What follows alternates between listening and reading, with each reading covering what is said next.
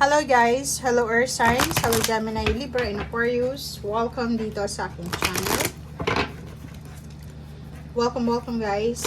Alamin natin kung anong messages, vibration, gabay energy para sa lahat ng Air Signs, Gemini, Libra, and Aquarius.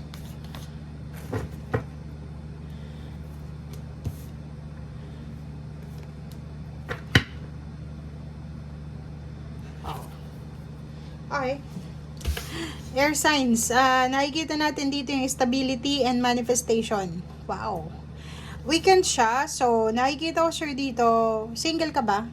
Kasi swerte ka dito sa manliligaw mo.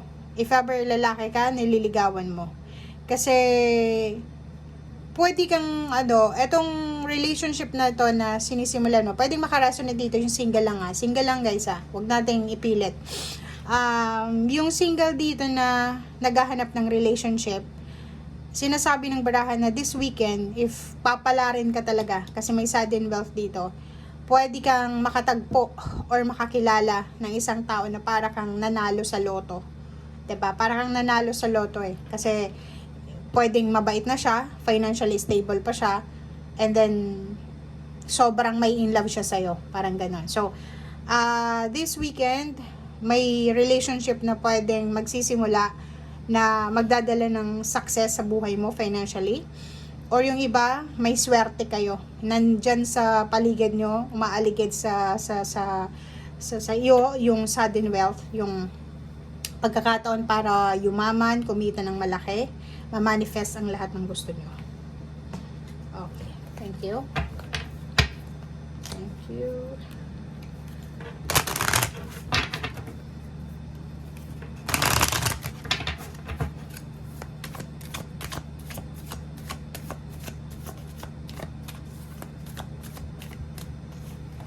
Okay, reverse. Yun lang ang nakikita natin si Jesus to Yun lang, reverse. Kasi parang wala kang oras. Wala kang time para sa kung ano man to na victory and success na darating sa'yo. Parang iba yung focus mo Iba yung pinagkakaabalahan mo sa weekend na to. So, if ever man may mga palapit na swerte, palapit na relationship, money, or kung ano pa man, parang siya, hindi mo masyadong mapapansin kasi hindi yun yung focus mo. Kaya sinasabi ng baraha, open your heart to love. So kung ano man, kung sino man itong makilala mo sa weekend na to, wag nating itsyapera, 'di ba? Kasi baka siya na yung magdadala sa iyo ng swerte sa pera or swerte sa relationship. Okay. Thank you.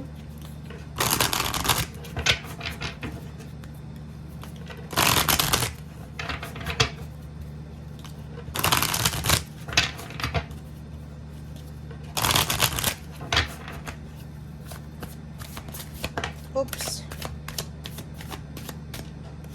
Okay, ganun pa rin. Same yung mga messages sa lahat ng zodiac signs. Sa weekend na to, i-workout nyo daw yung mga imbalances sa iyong buhay.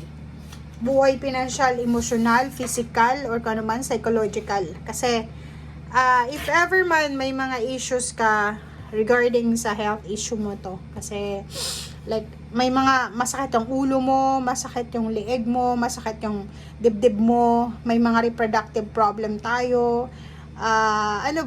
Hindi mo, like yung mga chakra natin is naka-deactivate siya, naka-block.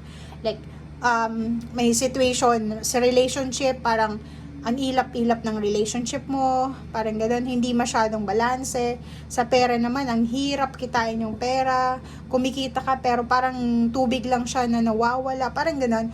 Ibig sabihin nun, black yung chakra mo, okay? Or for example, sa pamilya, kahit inaabuso ka na, hindi ka makapagsilita, or kahit may gusto kang sabihin, hindi mo magawang sabihin, kasi yung throat chakra mo is naka-block siya. And yung base chakra din, root chakra, ganun din. For example, masyado tayong mataas ang tingin natin sa sarili, masyado tayong ma-pride, masakit yung ulo natin minsan, mabilis tayong magalit, mabilis tayong ma-disappoint, or mabilis tayong anong tawag dito? Yung hindi tayo makontento.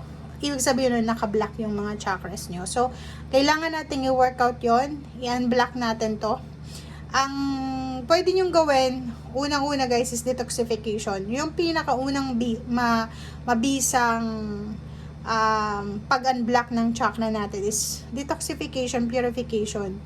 Dapat hindi lang sa physical body tayo malinis, naliligo, or kano pa man, kahit sa loob ng bahay. Kailangan natin mag-declutter ng mga gamit na hindi na kailangan. Relationship, ganun din. If hindi ka na masaya sa relationship, hindi ka na masaya sa company ng isang tao, kailangan mong umiwas, kailangan maglagay ng boundaries. And yun, sa mga friends sa social media, ganun din.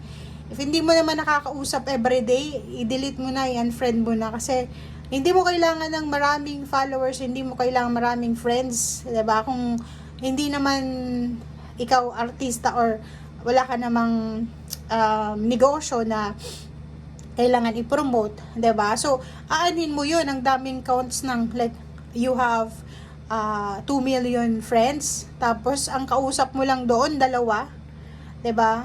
So, sa GC ganun din, sa mga group chats, if ever man na yung mga messages doon, yung mga infos is hindi masyadong maganda sa pagbabasa mo, yun, leave the chat.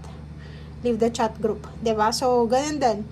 And yun, sa mga kapitbahay, if ever na hindi na maganda yung pakikitungo nila sa'yo, yung parang feeling mo stagnant na, 'di ba? Yung parang feeling mo wala na, parang ba't ako hindi masaya? Parang ganun. So, sinasabi ng baraha, kailangan mong kumilos na. Okay? Health check-up, yun din, lahat. Financial health, physical health, mental health, kailangan mong i-check yan. Okay? Sa weekend na to, if may masakit ka, physical body, tingin ka sa doktor. If may mga issues ka regarding sa pera, advisor, abogado, may mga sira sa bahay nyo, yung mga professional, hanapin nyo. Okay? So, Wheel of Fortune, sinasabi ng barahan na may paparating na pagbabago sa buhay mo. Parang, ano siya, swerte, na kailangan mong paghandaan. Diba? Eto, dito to, sa energy work. Diba? And the check-up.